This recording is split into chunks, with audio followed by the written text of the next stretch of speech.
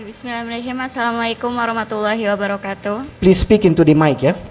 My name is Hilmanisa Saleha. I'm a student. I come from Darul Mukhlisin Islamic boarding school. Sorry, sir. Let me ask you some. Volunteers, please adjust her mic. She's not speaking into the mic, yeah? Speak into the mic. Yes. Come closer. Yes. Let me ask you a little and short question, Sam. And please speak a bit louder. Thank you. Yes. Why do conflict and division occur more frequently among Muslim than between Muslim and non-Muslim?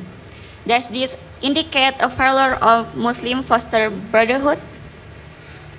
Could you repeat your question? Speak a little slowly but loudly. It's not very clear. Why do conflicts and division occur more Conflict and division. Conflict and division.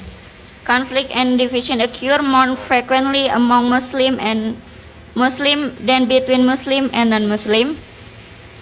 Does this indicate a failure Muslim to foster brotherhood? Thank you. Assalamualaikum warahmatullahi wabarakatuh. The sister asked the question that why does conflict and division appear more amongst Muslims and Muslims rather than Muslims and non-Muslims? I do agree to a certain extent what the sister is saying is right, not totally, but I do agree. And she's asking why do Muslims fight among themselves when we believe in the same Quran, the same Prophet, one Allah? Why do we fight amongst ourselves? The reason is because lack of knowledge, ignorance. Because they don't read the Quran.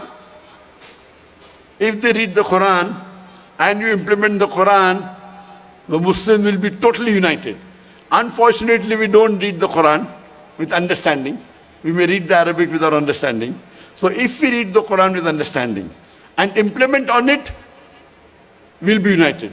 Unfortunately, someone gives a lecture which may not be part of the Quran, it may not be part of the Hadith, and that's the reason there are differing views. If they're differing views, then okay, my Ustad says this, my Ustad says this, so there's a fight. Allah gives the solution. In Surah Nisa, chapter 4, verse number 59, I gave the reference, Atiullah, Ati Rasul, and the verse continues. Obey Allah and obey the messenger and those ulil umr, those who have been given the authority, like the scholars. But the verse doesn't end there. It continues. If they differ, go back to Allah and His Rasul. If they differ, you go back to Allah and His Rasul. Which is our scale of checking? If they differ, our scale of checking is the glorious Quran and the Sahih Hadith. So if they differ, you ask both the Ustad, where is the reference in the Quran? What does the Quran say? What is mentioned in the Hadith? Let's analyze. So if Quran gives the solution, obey Allah, obey the messenger, obey those people who have knowledge. But if they differ, go back to Allah and His Rasul. So we don't go back to Allah and Rasul, that's the problem. If you go back to Allah and Rasul, inshallah, we'll be more united and the differences will not be there. Hope that answers the question.